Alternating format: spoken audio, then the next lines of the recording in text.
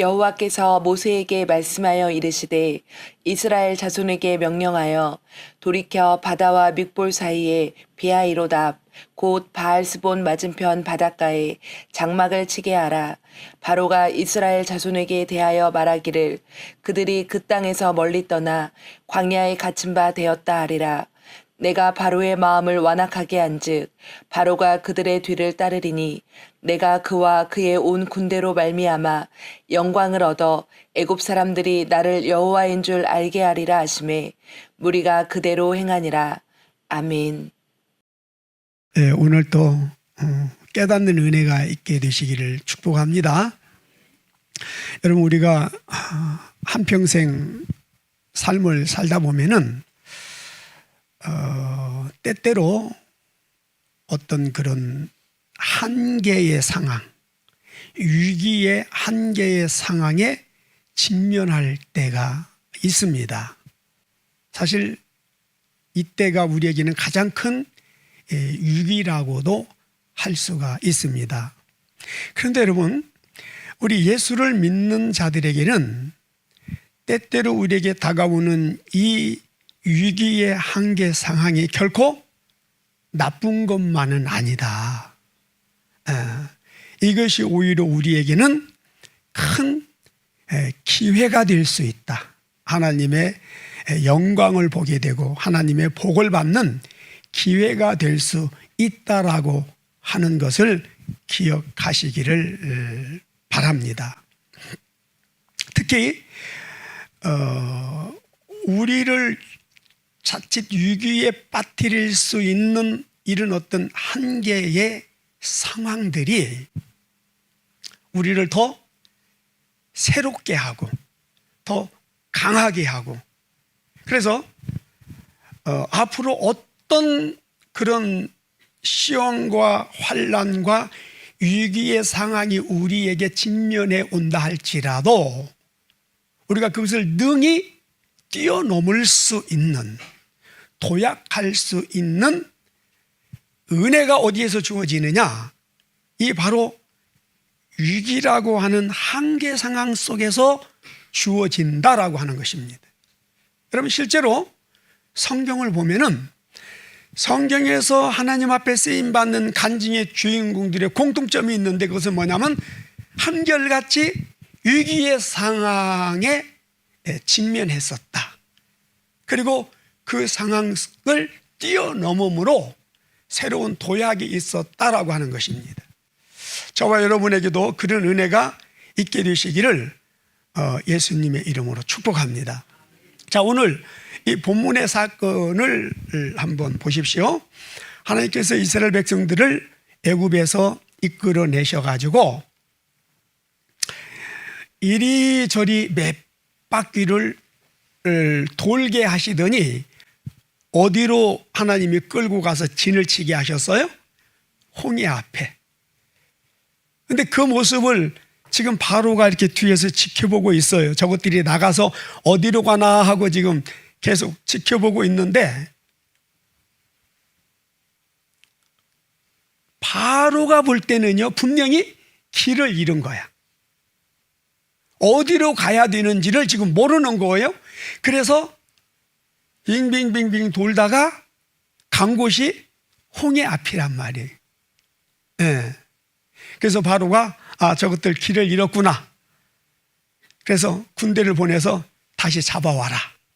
근데 이게 지금 누구의 손길 안에서 이루어지는 일들이에요? 하나님의 손길 안에서, 하나님의 역사 안에서 지금 되어지는 일들이다라고 하는 것입니다. 자, 그러다 보니까 이제 문제는 이스라엘 백성들이 앞에는 홍해이기 때문에 건널 수가 없어요. 도망갈 수가 없어요. 그런데 뒤에 보니까 애굽 군대가 지금 쫓아오고 있는 거예요. 자, 앞으로 갈 수도 없고 뒤로 갈 수도 없고, 지금 이 상황이 이스라엘에게는 최고의 위기의 한계 상황이었다. 그래서 이런 일이 있을까 봐 이스라엘 백성들이 애굽에서 나가지 않고 차라리 힘들더라도 노예로 살다 죽겠다, 그런 거거든요. 그런데 하나님께서 염려하지 말고 나가라, 그래서 나왔는데 결과적으로 지금 이런 위기의 상황에 직면하게 된 거예요. 그래서 이들이 절망을 합니다. 이제 다 죽었다라고 이야기를 합니다. 그런데 여러분, 이 사건을 통해서, 오늘 이 말씀을 통해서 저와 여러분들에게 주시는 아주 중요한 영적 교훈이 몇 가지가 있습니다. 첫째, 지금의 이 상황이 애굽에 있을 때하고는 비교할 수도 없는 가장 심각한 위기의 한계 상황이었지만, 지금의 이런 이 상황이 결코 이스라엘이 말했던 것처럼 애국 군대에 의하여 멸망을 당한다든지, 아니면 다시 애국 군대에 붙잡혀서 애굽으로 끌려가서 노예 생활을 하다가 죽게 되는 그런 일이 절대 일어나지 않는다라고 하는 것입니다. 그런데 여러분, 우리는 지금 이 결말을 보고서 이 말씀을 드리니까 여기에 대해서 아멘 할 수 있어요. 그러나 만약에 여기에 대한 결말을 우리가 알지 못한다면, 그리고 지금 우리가 이런 상황에 처해 있다라고 한다면은 여러분 어떻게 생각하시겠어요? 어떻게 반응하고 어떻게 대응하시겠어요? 여러분 염려하지 마세요. 결코 죽지 않습니다. 결코 다시 애굽으로 끌려가지 않을 것입니다. 자, 그런 이야기를 했어요. 여러분 아멘하고 받아들일 수 있겠어요? 못 받아들이죠. 예. 이때에 애굽의 군대는요, 그 지역의 최강의 군대였어요. 그래서 만약에 그런 애굽의 군대를 뒤로 하고 광야 길을 간다? 여러분, 이게 불안해서 어디 갈 수 있겠어요? 그리고 밤에 편히 잠을 잘 수 있겠습니까? 절대 잘 수가 없지요. 무슨 말인지 이해되시죠? 그래서 하나님께서는 차후에 출애굽한 이스라엘, 그리고 가나안을 향해서 가는 그들의 여정의 길에 걸림이 될 수 있는, 방해가 될 수 있는, 위협이 될 수 있는 이 애굽의 군대를 하나님께서 이들로부터 완전히 격리시키기 위해서 더 이상 이스라엘을 괴롭히지 못하도록, 위협하지 못하도록 이스라엘 군대를 하나님은 완전히 소멸시키기 위해서, 진멸하기 위해서 하나님께서 지금 이런 상황을 연출하셨다라고 하는 것입니다. 여러분, 다시 말씀드립니다. 우리는 지금 결론을 보고 결말을 보고 이 이야기를 듣기 때문에 그렇구나 이렇게 생각할 수 있는데, 실제적으로 지금 이 사건을 통해서 하나님께서는 앞으로 너희에게도 이런 위기의 한계 상황들이 얼마든지 올 수 있다, 이런 상황에 직면할 수 있다, 그리고 이런 상황들은 결코 너희를 위협할 수 없고 결코 너희를 죽고 망하게 할 수 없다. 그러므로 염려하지 말아라. 그때 가고 담대한, 하나님을 신뢰하는 믿음을 가지고 끝까지 믿음으로 반응하고 믿음으로 대응해라 라고 하는 것을 지금 미리 우리에게 말씀해 주고 있다라고 하는 것입니다. 물론 각자의 어떤 그런 위기의 한계 상황이라고 하는 게 사람의 어떤 믿음에 따라서, 환경에 따라서 정도의 차이는 있을 수 있어요. 그냥 크든 작든 우리의 삶 속에서는 이런 일들이 일어나요. 그리고 또 문제는 여러분, 우리가 큰 바위에 걸려서 넘어지는 사람이 있나요? 큰 바위에 걸려서 넘어지는 사람은 아무도 없어요. 작은 돌뿌리에 걸려서 넘어지는 거거든요. 그러니까 작은 시험, 그 마음 상하는 그런 어떤 작은 부분, 그런 것들 때문에 우리가 항상 시험에 들고 상처를 받고 넘어진단 말이에요. 그러니까 어찌됐든지 간에 어떤 시험과 위기, 어떤 고난, 어떤 문제가 다가온다 할지라도 결국 여기서 주신 하나님의 메시지는 뭐예요? 두려워하지 말아라. 염려하지 말아라. 모든 것들을 합력하여 선을 이루시는 하나님의 섭리 속에서 되어지는 것이고 결과적으로는 너희를 위한 것이다. 마침내 너희에게 복을 주기 위한 것이니 염려하지 말아라 라고 하는 것들을 지금 여기에서 말씀하고 있는 거예요. 그리고 이런 상황을 통해서 또 하나님께서 이스라엘 백성들에게 말씀하시고자 한 것이 무엇이었느냐 하면은, 여러분 이 4절을 한번 보실까요? 자, 내가 바로의 마음을 완악하게 한즉 바로가 그들의 뒤를 따르리니 내가 그와 그의 온 군대로 말미암아 뭐를 얻게 하기 위함이다? 영광을 얻게 하기 위함이다. 그리고 또 하나, 애굽 사람들이 이 일을 통하여 여호와 하나님이 누군지를 알게 할 것이다. 이렇게 말씀하고 있습니다. 자, 지금 이 상황에서요, 이 애굽 사람들뿐만 아니라 이스라엘 백성들도 하나님이 누군지 알아요, 몰라요? 모르는 거예요. 그래서 애굽에서도 10가지 재앙을 통해서 하나님이 누군지를 부분적으로 그들에게 가르쳐 주신 것이고, 또 이 사건을 통해서도 하나님이 누군지를 이들에게 또 가르쳐 주셨다라고 하는 것입니다. 예. 그러므로 우리의 삶 속에서도 이런 어떤 크고 작은 위기의 한계 상황이 다가올 수 있는데, 그때마다 여러분 어떤 놀라지 마시고 두려워하지 마시고 특별히 하나님께 원망불평하지 마시고 하나님을 신뢰하는 믿음으로 담대하게 반응하고 대응하며 이 상황을 뛰어넘는 그런 은혜가 있게 되시기를 예수님의 이름으로 축복합니다. 그리고요, 두 번째는 여러분, 이런 크고 작은 위기 상황 앞에서 우리가 어떻게 반응하고 대응하느냐에 따라서 그 다음 단계가 있지 않습니까? 그 다음에 우리의 삶이 크게 좌우될 수 있다, 뒤바뀔 수 있다라고 하는 것입니다.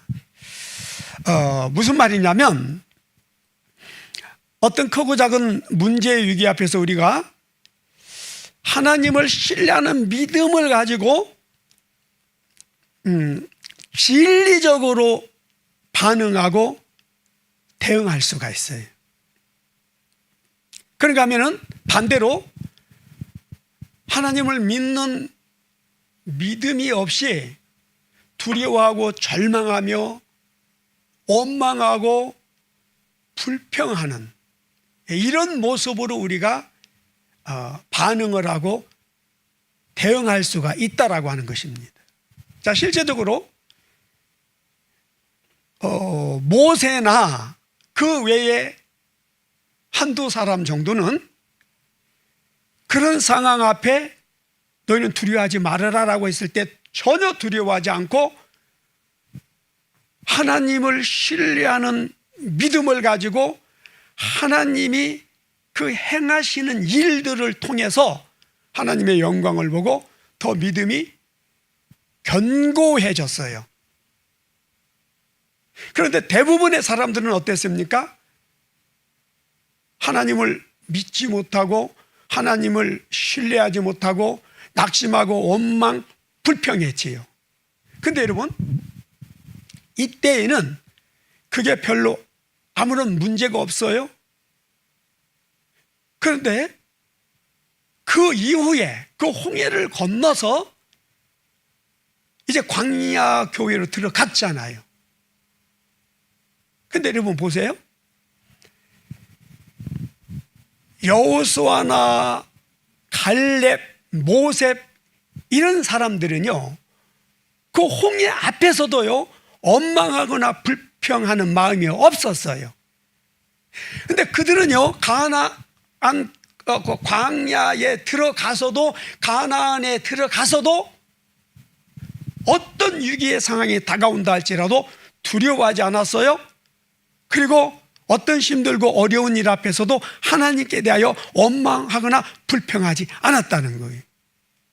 그런데 이 홍해 앞에서 원망하고 불평하고 절망하고 좌절했던 그 믿음 없던 사람들은요, 여전히 광야 교회 안에 들어가서도 40년 동안을 하나님의 그런 영광과 하나님의 그런 놀라운 은혜와 손길 속에서 하루하루를 그런 기적과 이적 속에서 살아갔음에도 불구하고 조금만 자기들의 마음에 맞지 않고 조금만 어떤 문제가 생기면은 여지없이 원망하고 불평했다라고 하는 거예요. 그리고 그 결과가 뭐였어요? 젖과 꿀이 흐르는 그 가나안 땅을 눈앞에 두고 스스로 그들이 돌아섰다는 거예요. 그래서 결국 하나님께서 계획하신 것은 그들을 그 젖과 꿀이 흐르는 가나안 땅에 들여보내서 그곳에서 살게 하는 것이었는데, 그들은 그 은혜를 누리지 못하고 그런 은혜의 삶을 살지 못하고 광야에서 40년을 결국 광야 돌다가 다 멸망을 당했다라고 하는 것을 성경이 지금 말하고 있습니다. 네. 그래서 여러분, 어떤 상황 앞에서라도요, 우리는 하나님을 신뢰하는 믿음을 가지고 하나님을 믿어드려야 돼. 분명히 약속하셨잖아요. 합력하여 선을 이루어 줄 것이다. 너희를 위하여 독생자까지라도 아끼지 아니하시고 너희에게 내어준 그 하나님이 너희가 구하는 것 무엇인들 못 주시겠느냐. 어떤 아비가 자녀가 떡을 달라 하는데 돌을 주고 생선을 달라 하는데 뱀을 주겠느냐. 너희가 악할지라도 자녀에게 좋은 걸 줄 줄 알거든 하물며 너희를 위하여 독생자를 아끼지 아니하시고 내어주시니가 그 독생자 아들과 함께 너희에게 무엇인들 주시지 않겠느냐. 뭘 말씀하시는 거예요? 하나님을 믿어드리라는 거예요. 네. 이런 은혜가 있게 되시기를 예수님의 이름으로 축복합니다. 그 다음에 세 번째는 이러한 위기의 한계 상황은요, 하나님께서 절대 아무에게나 주시지 않는다라고 하는 것입니다. 자, 그러면 이런 위기의 한계 상황을 하나님은 어떤 목적으로 누구에게 주시느냐라고 하는 것이지요. 여러분 하나 물어볼까요? 여러분들은 이런 위기의 한계 상황이 여러분에게 주어졌으면 좋겠습니까? 주어지지 않았으면 좋겠습니까? 자, 이거 그냥 아멘 하면 절대 안 돼요. 이건 깊이 생각하시고 아멘 하셔야 돼요. 여러분들이 아멘 하면 반드시 이런 상황이 주어집니다. 네. 자, 어떤 자들에게 어떤 목적으로 이런 위기의 상황들이 주어지는가? 하나는 우리의 믿음의 어떤 그 한계 상황, 인내의 한계 상황, 그리고 우리의 어떤 그런 능력의 한계 상황이 어떤 것인지, 그 수준이 어느 정도인지를 하나님이 알게 하기 위해서요, 거기에 맞게 이런 위기의 상황들을 우리에게 보내실 수 있어요.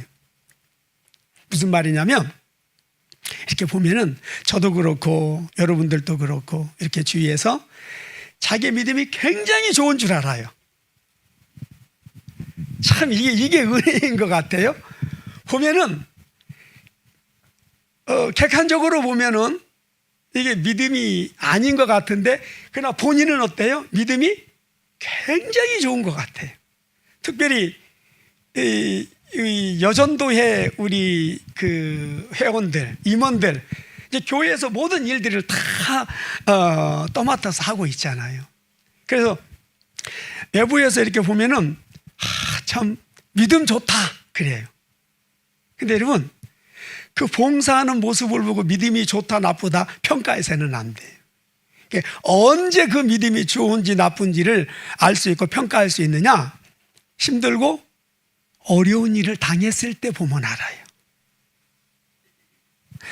그 어떤 정말 교회에서 여전도 회장도 하고 목사님 사역을 막 돕고 정말 열심히 했던 한 권사님이 계시는데 아들이 군대에 가가지고서 죽었어요. 자, 그런 상황에서 어떤 분은 욥처럼 주신 자도 여호와시오 취하신 자도 여호와시니 하는 영감 같아. 실제로 그런 고백하는 사람들이 참 많아요. 손양원 목사님 같은 경우에 두 아들이 공산당들에게 축창에 찔려 죽었잖아요. 하나님, 두 아들을 유학 보내려고 했는데 미국의 유학이 아니라 하나님 나라로 유학할 수 있도록 허락하심을 감사합니다. 한 아들도 아니고 두 아들씩이나 하나님께 순교할 수 있는 그런 영광을 두 아들에게 베풀어 주시며 감사합니다. 그리고 그 아들을 죽인 자를 양아들로 삼아서 신학을 가르쳐서 목사를 만들었단 말이에요. 그런데 이 권사님은 그렇게 믿음이 좋은 것 같고 하나님께 잘하는 것 같았는데 아들이 군에 가서 죽다 보니까 뭐라고 말하느냐? 내가 그동안 하나님께 어떻게 했는데, 내가 그동안 교회를 위해서 어떻게 했는데, 내가 그동안 목사님 선교를 위해서 얼마나 헌신하고 그랬는데 하나님이 내 아들을 이렇게 데려갈 수 있느냐? 그러면서 그 이후로 교회를 떠나는 그런 일이 있었단 말이에요. 여러분, 우리 주위에 이런 일들이 참 많습니다. 그런데 이런 일이 있기 전까지는 어때요? 자기 믿음이 최고인 줄 알고 주위 사람들로부터 저 사람 믿음이 최고라고 하는 그런 평가를 받았다는 거예요. 그러니까 제 책에 목사님, 내가 왜 망했는지 이제 그 이유를 알았습니다라고 하는 그 주제 있죠? 그 장로님 대전에서 교회 연합회에 소속돼 가지고 모든 교회를 섬기고 모든 행사를 다 섬기고 정말 열심히 했는데 사업이 망해버린 거예요. 그러니까 이분이 한 10여 년을 자기가 도대체 왜 망했는지를 이유를 모르는 거예요. 수많은 목사님들 찾아다니며 상담을 하고 기도했지만 자기처럼 그렇게 열심히 하는 장로가 없었는데, 자기처럼 그렇게 하나님을 섬긴 장로가 없었는데 다른 사람들은 다 잘 되는데 자기가 망했다는 거예요. 그 이유를 모르는 거예요. 그런데 어느 날 제 집회에 참여했다가 첫 강의 이런 부분들을 좀 다루었어요. 그랬더니 강의 끝난 다음에 차저도 목사님 잠깐 이야기를 하자고 그러더니 자기 그런 이야기를 쭉 하는 거예요. 그러면서 왜 자기가 망했는지 이유를 몰라서 너무 힘들었는데 내가 오늘 비로소 자기가 왜 망했는지 그 이유를 알게 되었습니다. 자기는 그냥 자기 생각대로 그렇게 교회에서 목사님에서 열심히 하면은, 섬기면은 그게 잘하는 것인 줄 알고 그게 하나님의 일인 줄 알고 하나님이 기뻐하시는 일인 줄 알았다는 거예요. 여러분, 믿음 없어도요, 하나님과의 깊은 어떤 사귐과 교제가 없어도요, 하나님 사랑하지 않아도요, 얼마든지 그런 거 다 잘할 수 있어요. 그러나 그것을, 그렇기 때문에 그런 것들을 보고 믿음이 좋다 나쁘다 이야기하면 안 돼요. 정말 내 믿음 어디서 확인될 수 있느냐? 이런 삶의 어떤 위기 상황에서, 그런 힘들고 어려운 일을 당했을 때 보면은요, 그 믿음이 어떤 믿음인지가 드러나요. 그래서 하나님께서 때로는 우리를 무너뜨리세요. 우리를 발가 벗기세요. 그래서 그런 환경에서 이게 너의 모습이다. 네 실상을 봐라. 여러분, 구정물통들 이야기하죠. 우리 시골에서 돼지 우리 앞에 구정물통 하나 놓고, 그때는 이제 돼지 먹이들이 많이 부족했잖아요. 그러니까 설거지하고 나면은 거기에 그 음식 찌꺼기들 있잖아요. 그거 갖다 구정물통에다 부어놔. 몇 시간만 지나면은요, 그 찌꺼기가 다 가라앉습니다. 그리고 위에서 보면 어때요? 깨끗한 물처럼 보여요. 그죠? 근데 돼지, 나도 여러 번 그랬어요. 돼지 밥 줘라 그러면 어떻게 해요? 그 바가지가 하나 있어요. 바가지를 가지고 쉬셔요. 그럼 어떻게 돼요? 그 맑고 깨끗한 물이 갑자기 온갖 음식물 찌꺼기가 솟아오르는. 그래서 이걸 돼지 먹이로 퍼주는 거예요. 여러분, 우리가 어떤 문제 없고 평안할 때는요, 아무런 문제가 없어요.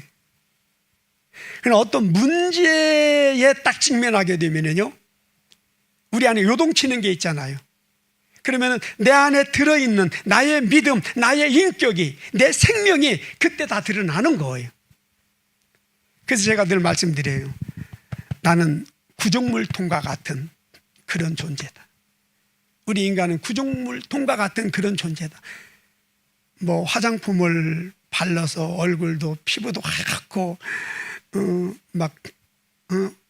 화장품을 통해서 막 그리고 성형을 통해서 예쁘게 만들고 옷도 막 잘 입고, 그래서 보면은 굉장히 아름다워 보이지만 사실 그렇게 아름다운 존재들이 아니다. 정말 아름다운 건 무엇이냐?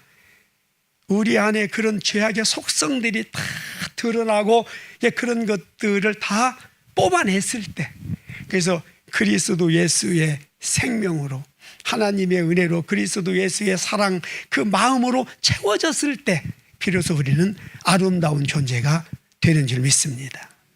예. 그 다음에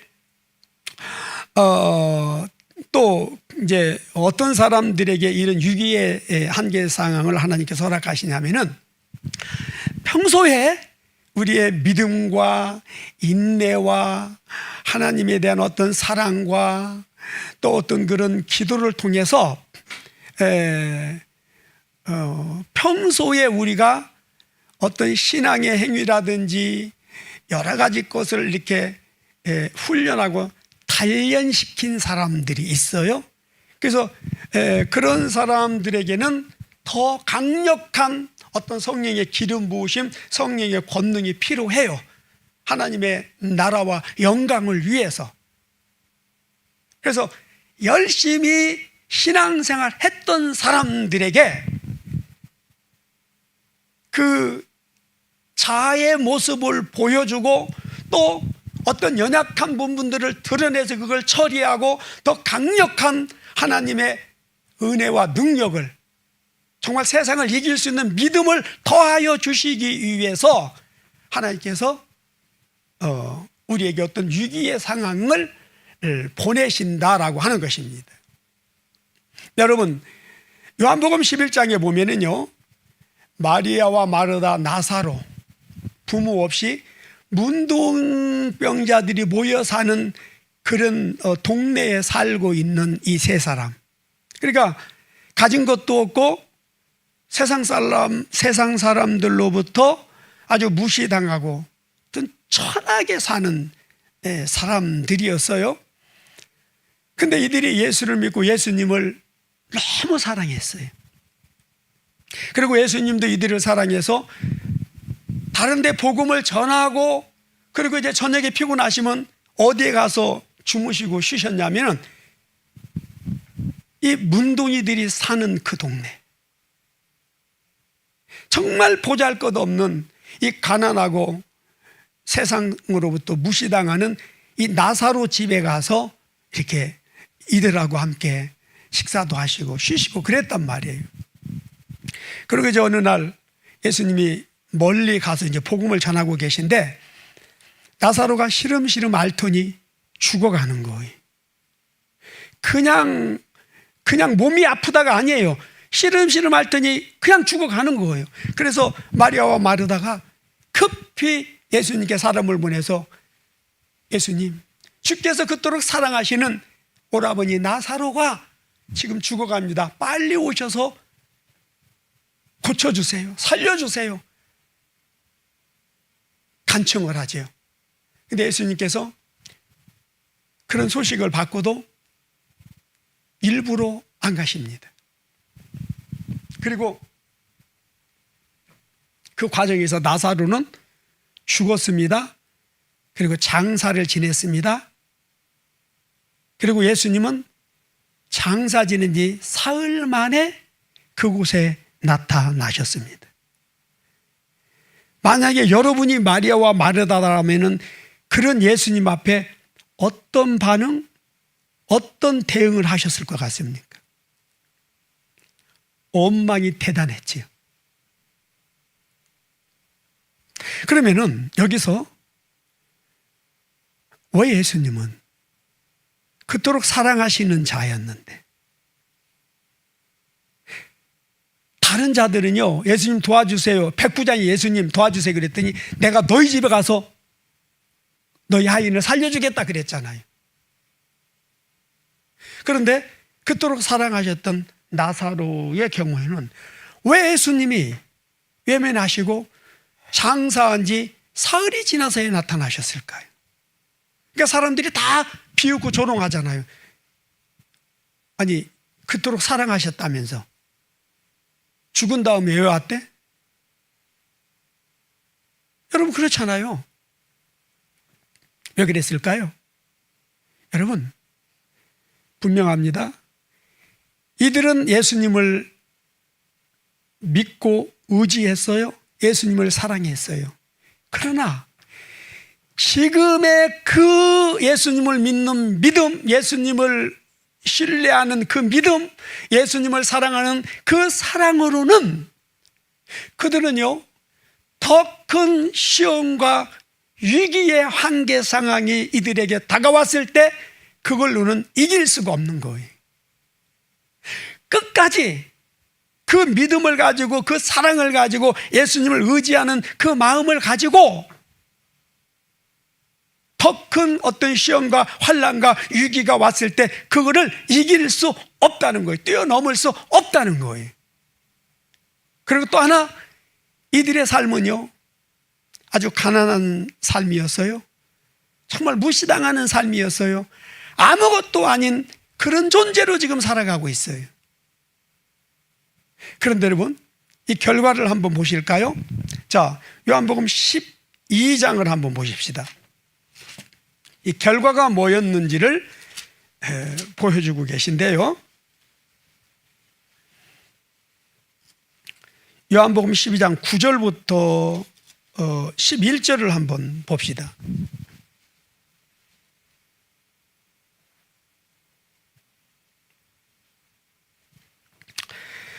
시작.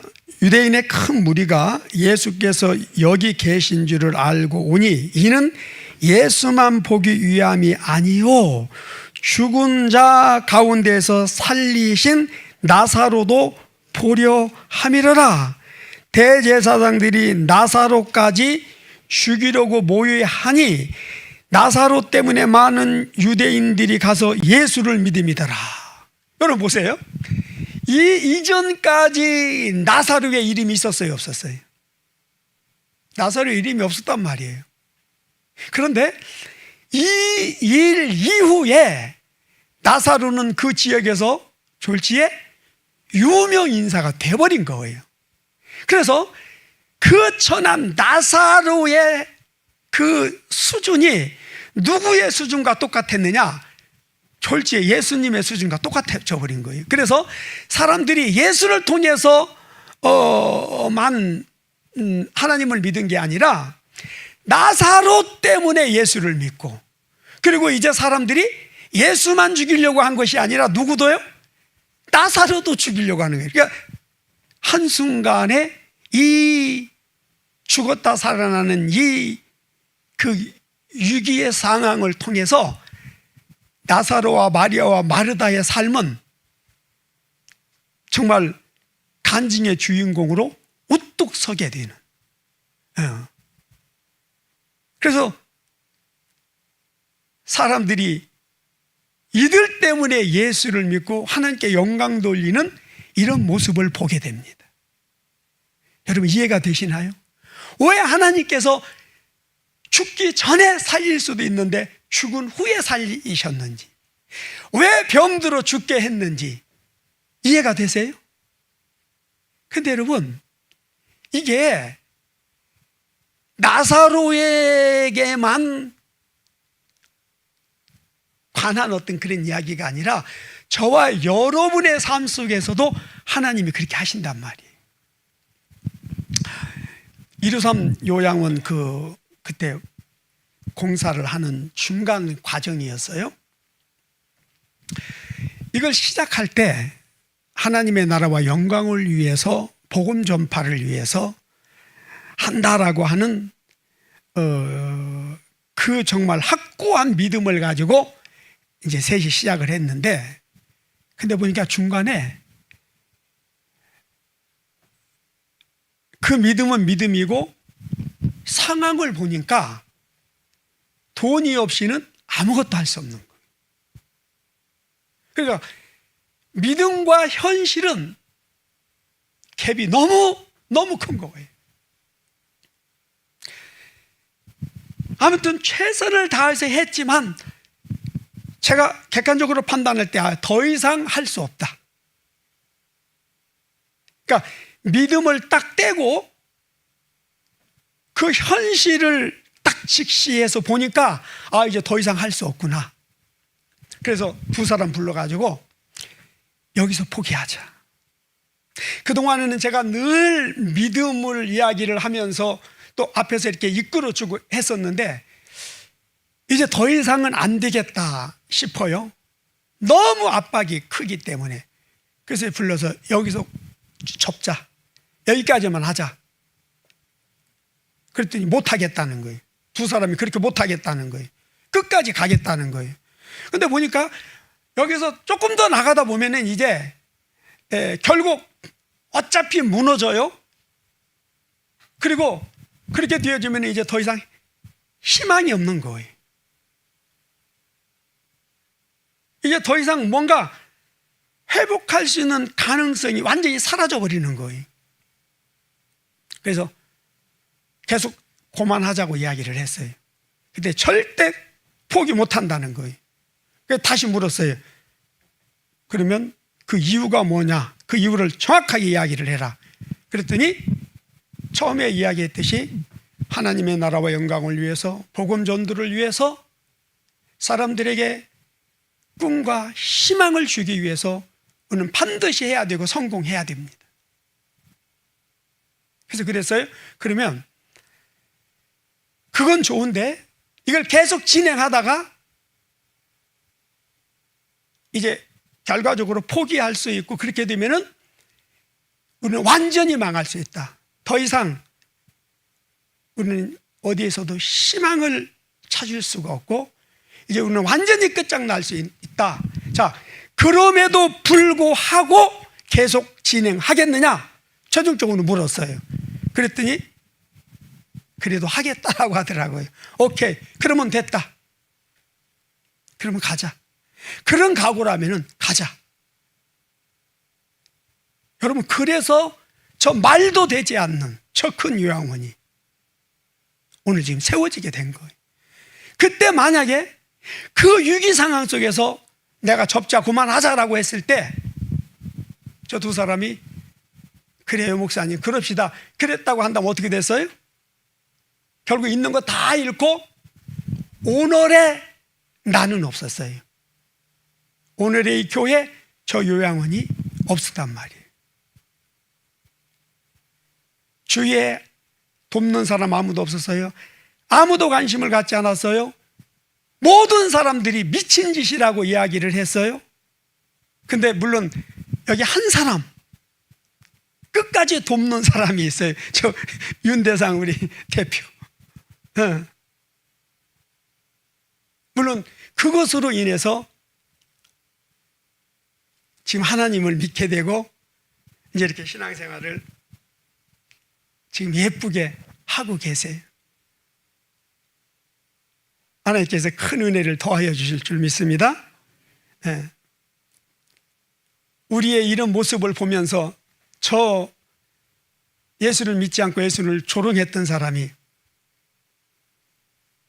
갑자기 바뀌어가지고, 목사님, 내가 보니까 이거 목사님이 한 게 아니고 주님이 하신 거야. 그런 이야기들을 계속 하고 다녔어요. 그걸 통해서 또 하나님이 영광을 받으시더라고요. 그래서 여러분, 어떤 상황이라도요, 예수 그리스도 안에 있는 우리에게는요, 뛰어넘지 못할 한계 상황은 없다. 그리고 하나님은요, 우리는 돈의 액수를 따지잖아요. 하나님께는 돈의 액수가 그런 개념이 없어요. 제가 그때 하루 이제 우리 집사람이랑 김성욱 권사랑 김현석 권사랑 그 저녁에 이제 꽃꽂이를 위해서 금요일 항상 반포에 가잖아요. 꽃시장 가잖아요. 그래서 이제 두 사람 거기 내려주고 집사람하고 나하고 둘이 차에 앉아서 그 다음날 이게 매덕이 결제를 해야 되는데 돈은 단 0원도 없는 거예요. 그래서 너무너무 다급해가지고 꽃시장 따라가지도 못하고 둘이 차에 앉아서 막 기도를 했어요. 너무 절박해서 기도를 하는데 하나님께서 집사람을 통해서 숫자에 매이지 말아라. 돈의 숫자에 매이지 말아라. 하나님, 몇 천만 원도 아니고 매덕입니다. 하나님, 시간이 없습니다. 아니다. 숫자에 매이지 말고 날짜에 매이지 말아라. 그러니까 여러분, 하나님에게 있어서 숫자, 날짜, 몇억이나 몇백억이나 그 여러분 아무런 문제가 안 되는 거예요. 아, 그렇습니까? 안 그렇습니까? 자, 지금 우리 뭐 여기 배 집사님도 계시고 김광남 집사님도 계신데 저런 분들에게 돈 몇십만 원, 몇백만 원은 여러분 돈이 문제가 돼요, 안 돼요? 아무런 문제가 안 돼요. 그렇잖아요. 우리 하영이한테는 몇만 원이 큰 문제가 돼요. 그러나 저런 분들에게는 몇만 원이나 몇십만 원이나 몇백만 원이 문제가 돼요, 안 돼요? 똑같은 거예요. 아, 나에게 돈이 몇십억이 있는데 몇천만 원이나 몇억이나 문제가 돼요, 안 돼요? 안 되는 거예요. 여러분, 이 의미가 뭔지를 좀 이해하시기를 바랍니다. 그러면은요, 하나님에 대한 믿음이 확 차원이 달라집니다. 그래서 저희가 이 요양원을 이렇게 세우는 과정에서 굉장히 담대해진 부분들이 많아요. 뛰어넘는 부분들이 참 많아요. 그렇기 때문에 이제 그런 그걸 경험적으로 담대하게 말할 수 있는 거예요. 그리고 그 한 가지 사건뿐 아니거든요. 하나님께서 그동안 이런 부분들 많이 훈련하시고 연단하시고 경험시켜 주시고 그러면서 여기까지 끌고 오셨어요. 그래서 담대하게 말할 수 있는 부분이 있는 거예요. 그리고 여러분들이 이런 이야기를 듣고 그런 담대한 믿음을 가지고 어떤 상황 속에서도 두려워하거나 낙심하지 않고 엉망불평하지 않고 담대히 도전해 나가면은 여러분 반드시 모든 상황을 뛰어넘는 간증의 주인공으로 세워지게 될 줄로 믿습니다. 그래서 결론적으로 우리 예수 그리스도 안에 있는 우리에게 다가오는 어떤 그런 시련, 유혹, 한계 상황들은 우리를 위해서, 우리를 좋게 하기 위해서 마침내 우리에게 복을 주시고 우리가 간증의 주인공으로 세워져서 하나님께 영광 돌리게 하기 위해서 하나님이 허락하시는 것이다. 우리를 망하게 하고 우리를 고통에 빠뜨리고 그래서 하는 것이 아니다라고 하는 것을 여러분 꼭 기억하시기를 바랍니다. 그래서 포기하지 않고 기도하면서 도전하면 반드시 뛰어넘을 수 있는 은혜와 능력을 하나님이 부어주십니다. 그래서 끝까지 승리하게 하실 줄 믿습니다. 이런 은혜가 오늘 우리 모두에게 있기를 예수님의 이름으로 축복합니다. 하나님 아버지, 우리 모든 성도들 어떤 상황 속에서라도 믿음과 진리로 반응하고 대응하게 하소서. 어떤 상황 속에서라도 뒤로 물러서지 않게 하시고, 뒤로 물러서면 하나님이 기뻐하시지 아니하신다 하셨습니다.